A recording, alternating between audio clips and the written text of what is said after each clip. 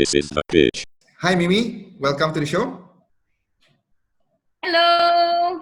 Good, Amran. Very good.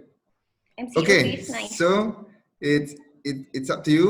Just tell me a little bit about you and then your Qwork and what does it do? Awesome.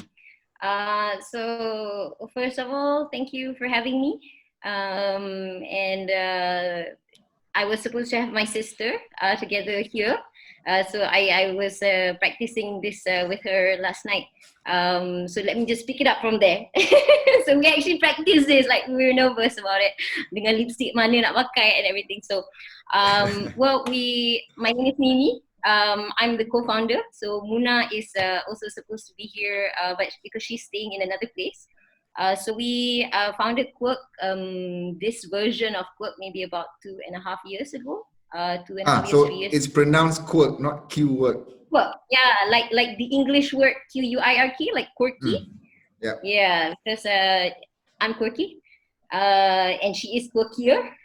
So we founded this about 2.5, 3 years ago.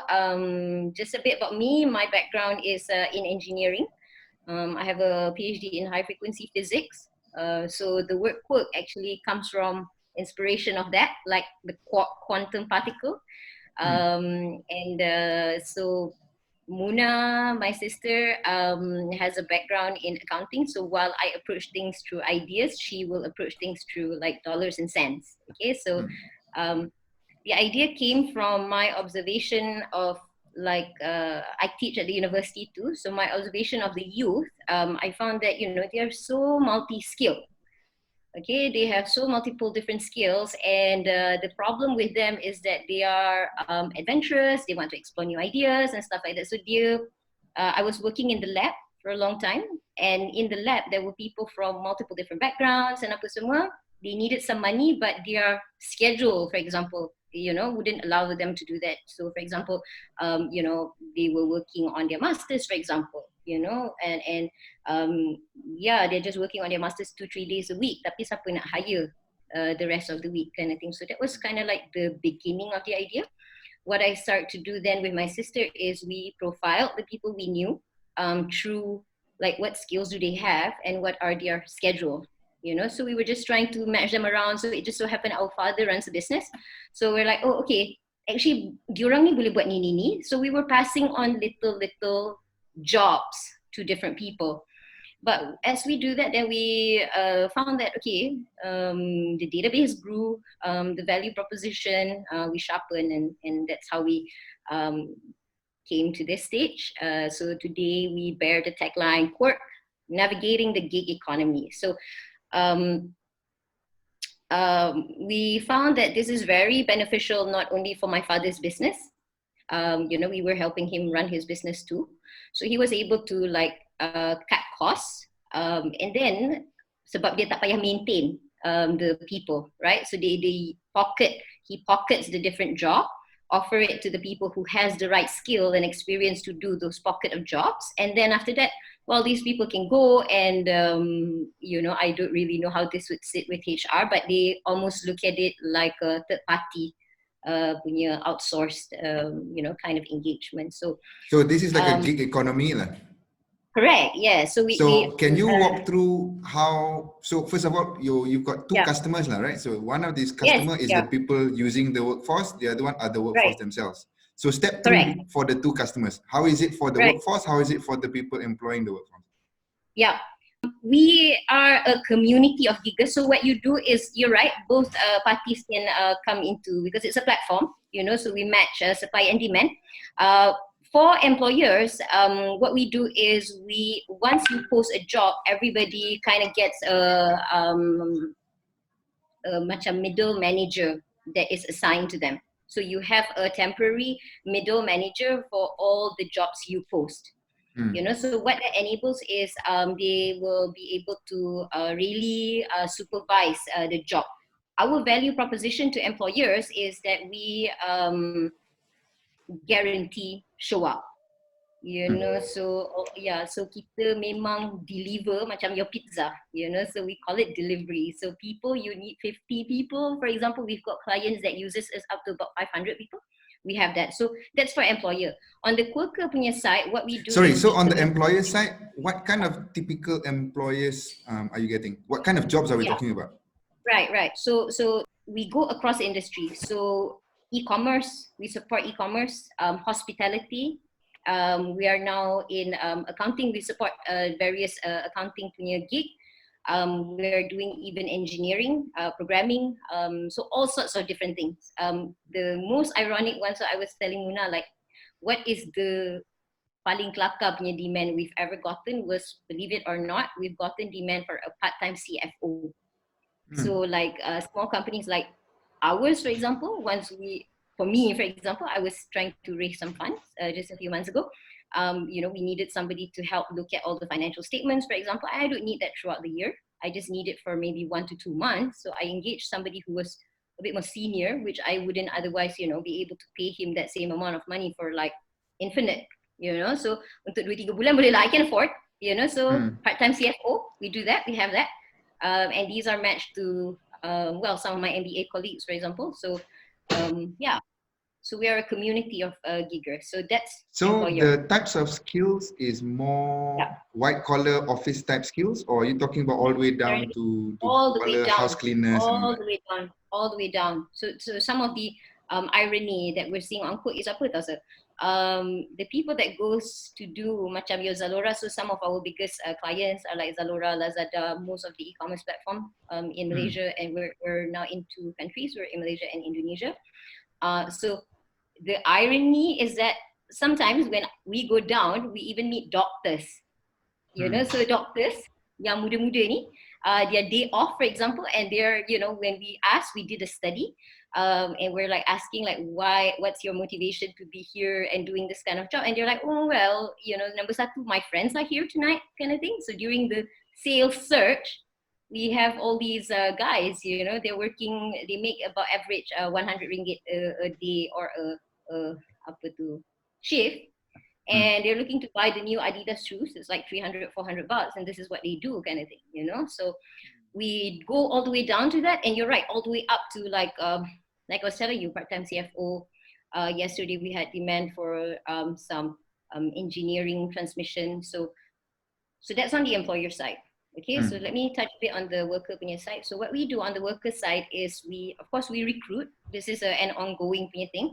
And we really try to filter people into their experience. And if they have skills, what are their skill and skill levels based on job outcomes that they've done in the past.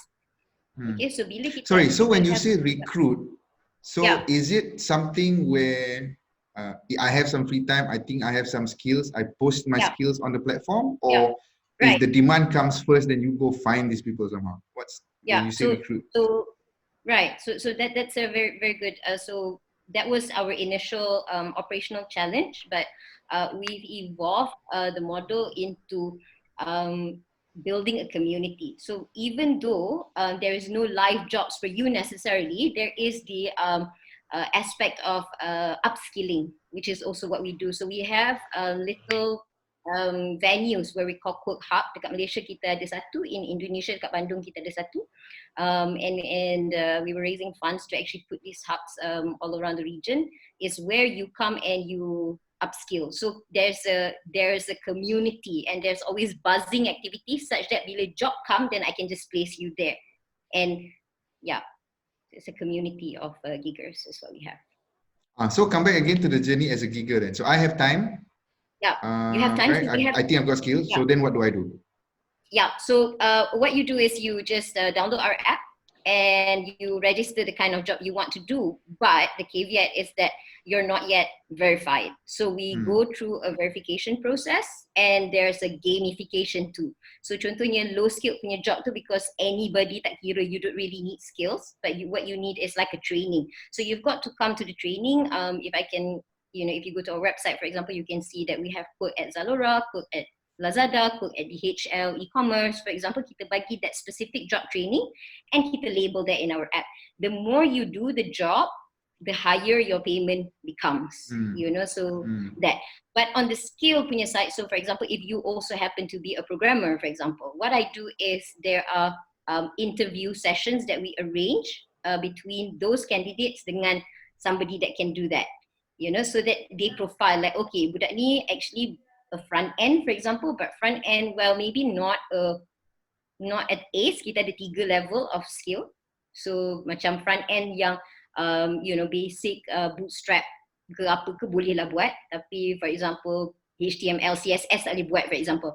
So kita ada skill level. So with those skill levels also different payment levels. So skill level yang paling basic X ringgit a day. So kita ada man hour and man day. Yeah. So now that you've touched on the payment side, so who pays for what? Yeah. So employers pay, of course. We take a cut. We take a sliding. Yeah. So very simple. As an employee, I don't pay for putting myself on the platform. You don't. But as an employee, one of our product that we have, especially it's mostly in Indonesia now, is upskilling. So sebab satu, kita curate our job to higher paying gigs. So if you want to unlock, you can upskill. So that's a product that we have in Indonesia. So then workers pay to be upskilled and then be, yeah, because dia punya scenario terbalik tau sir. Dekat sini dengan Indonesia, we have the opposite problem. In Indonesia, you've got lots of supply, and scarcity is more on the demand. Here, scarcity is actually more on the supply. Bukan kita tak ada talent, but well, the right talent lah. The right talent, yeah, but also motivated lah. Macam Indonesia is quite terbalik lah. People actually, budak-budak ni beratur kot depan job tu. Yes, like hungry, you know. Like, I mean, virtually like queue lah. Yeah. So if you have, queue, sorry. So if you have the Indonesian issue lah, right? So if you have multiple applicants and only a single slot, so I guess typically then it's up to the employer to choose lah. Yeah, up to the employer. So it depends juga what type of job. So kalau yang macam menial punya job tu first come first serve.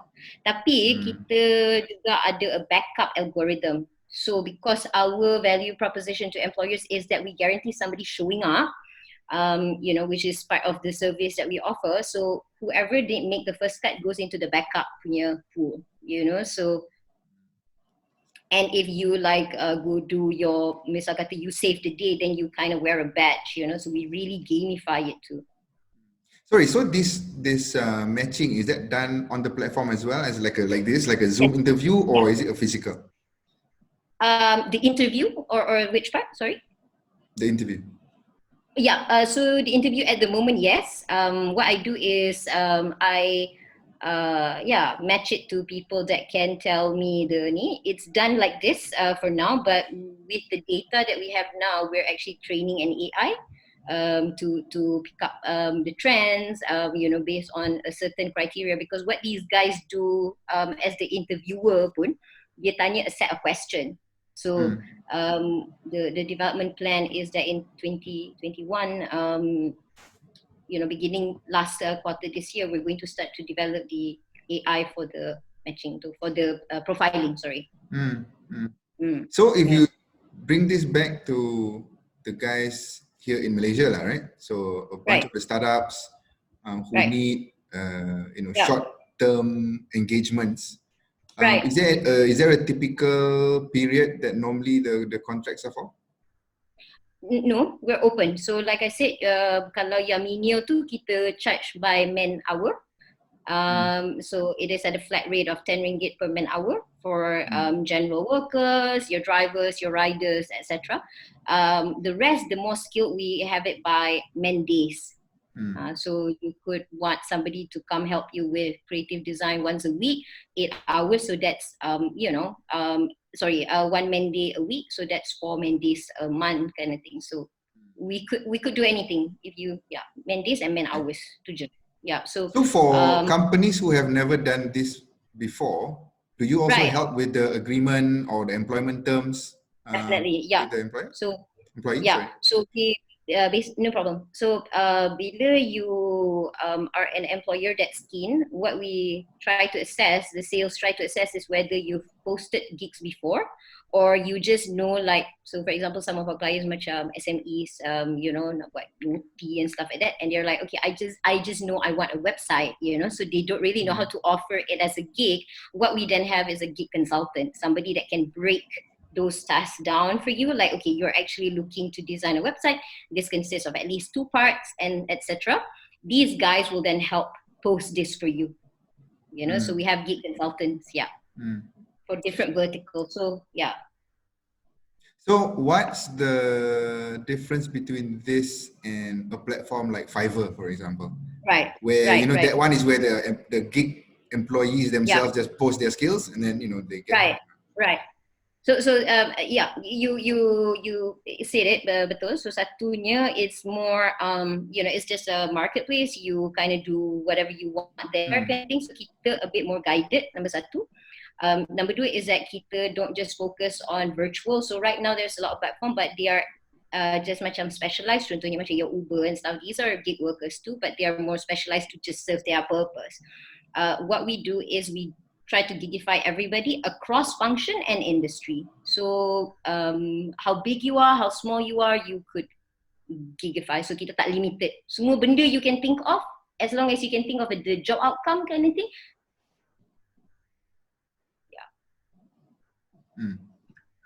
Okay, cool. So during the in a next couple of weeks, couple of months, given the situation we're in, is there anything that you would like to share to the public?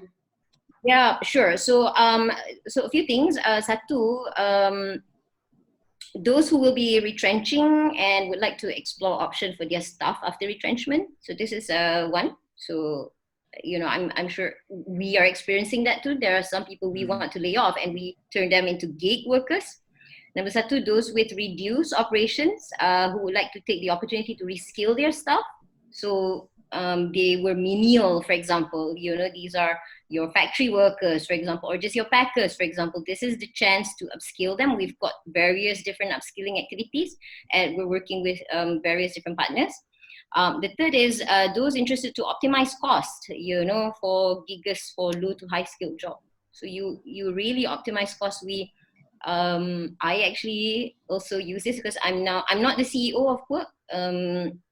I'm the CTO, you know, so I take care of the product development, the tech side of it. But we use a lot of giggers, you know, and so it's really optimized. The cost is really optimized. So yeah, those are 3 things, I guess. Optimize cost, retrench. Yeah. Sir, take care. Thank you very much. Looking good. Jambang. Thank you. I need some okay, thank you, sir. Ramadan Mubarak. All right, okay, bye. Okay, bye.